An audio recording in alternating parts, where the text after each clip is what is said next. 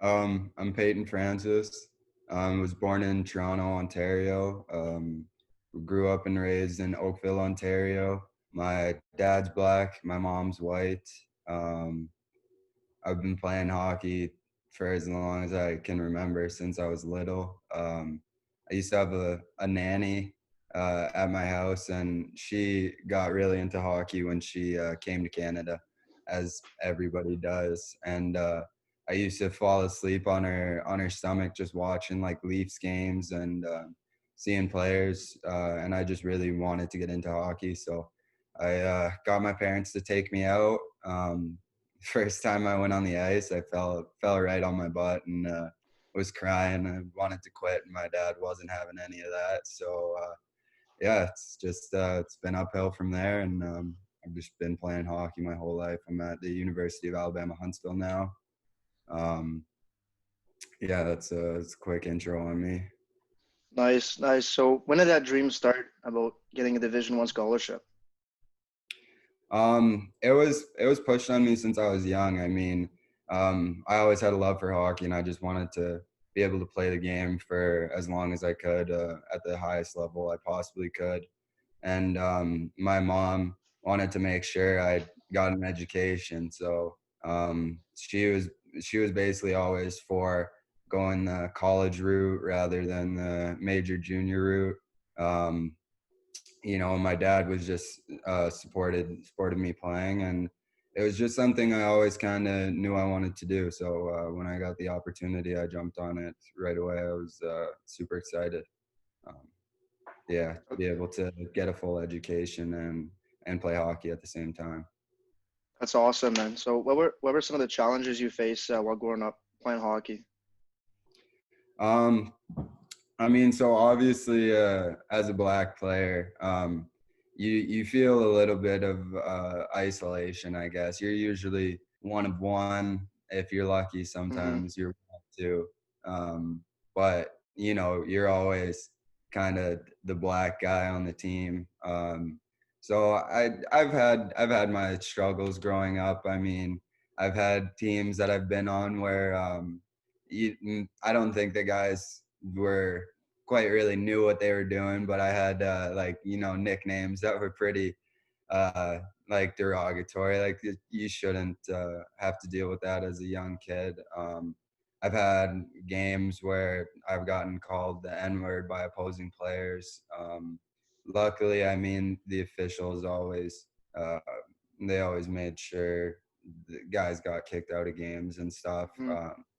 Never really had too many issues with that. I can get pretty feisty, I guess, especially when I was younger. So I had to deal with that stuff growing up and Hmm. in the game. But yeah, even when I committed to UAH, it was kind of just an experience, I guess, only I would have. But family, friends, and people, instead of their first things being like, "Oh, congratulations on getting a Division I scholarship," it was like, "Oh, are you sure you want to go to Alabama? Like, that's pretty south. Like, Hmm. you think you'll be okay down there?" Like questions like that, where sometimes I I don't get to just be a hockey player like everybody else, but I'm a black hockey player now, so like now going to Alabama could be an issue, whereas that wouldn't be in anybody else's head really. Hmm. And have you had any issues so far at Alabama? No, I haven't had any issues here. I mean, Huntsville's a pretty progressive place.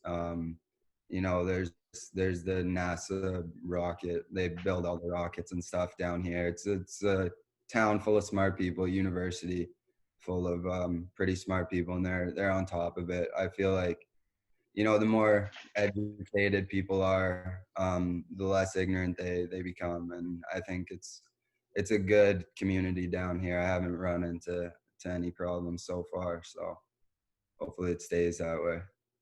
That's awesome. And you mentioned about like nicknames and stuff. So like, how would that make you feel as a kid? Like, how would you react to that?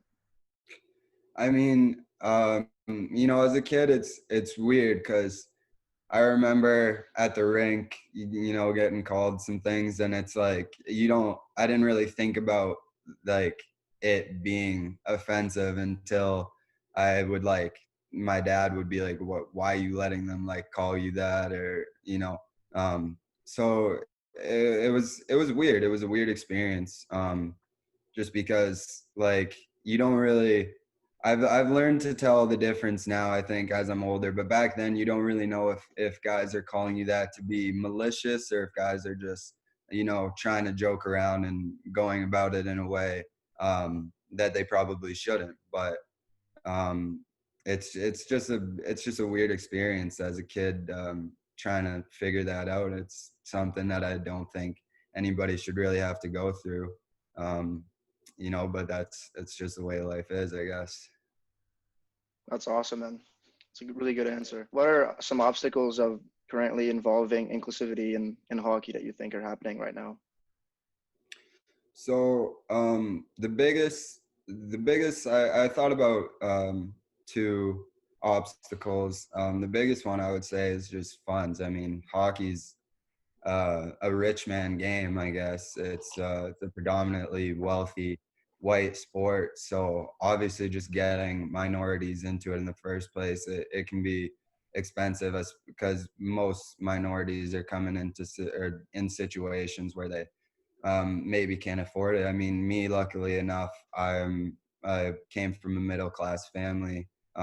Never really had problems with getting the things I wanted from my parents. They always supported me playing hockey because they realized it was my dream. But obviously, some parents aren't financially able to do that. So things like raising funds and raising awareness on situations like this, with like what you guys are doing as a team, I think is great.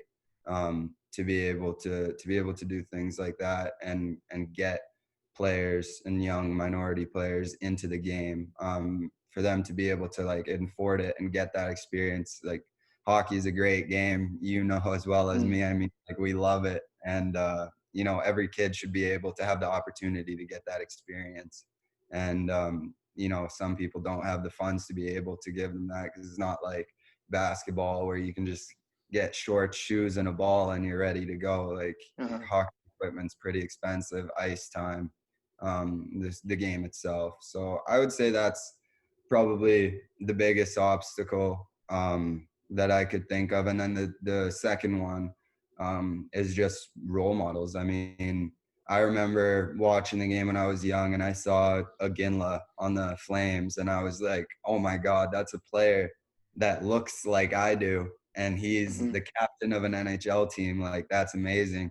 I wore number 12 like for the majority of my hockey career, because of him. It was like somebody that I could look up to, somebody that I could see myself in that same light. I remember watching older guys play at the rink. I mean, whenever I saw the one random black guy playing like in a game before me or after me, when you watch the older guys, it was always awesome to see that. And also it made me just think, I can do this even more because I see guys like me. So I think that's an obstacle that just gets crossed with time when you see, more minorities and black people in staff and on the team, and you see players. I mean, I hope to be making the same impact on guys younger than me, where they're saying like, oh, this is the guy playing college hockey. Like, I could do the same thing.